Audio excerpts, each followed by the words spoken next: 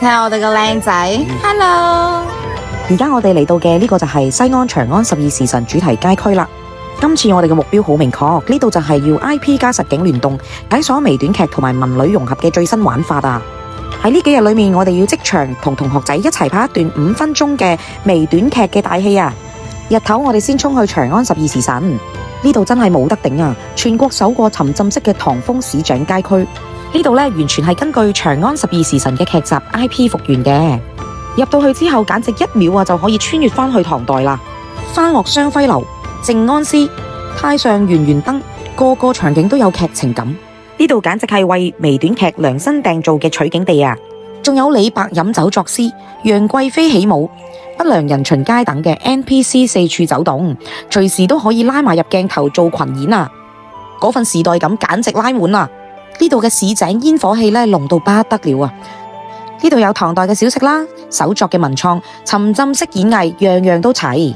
我哋分組揾景，一邊嘆住長安嘅美食，一邊規劃住拍攝嘅內容。無論係市井生活嘅溫馨鏡頭，定係懸疑探案裏面嘅緊張劇情，借埋呢度嘅道具同埋場景，拍出嚟都有戲劇中人嘅感覺啊！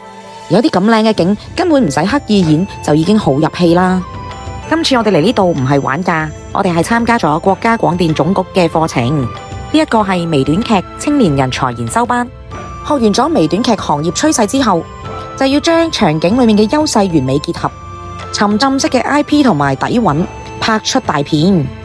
等到夜幕降臨，我哋即刻轉場去大唐不夜城啊！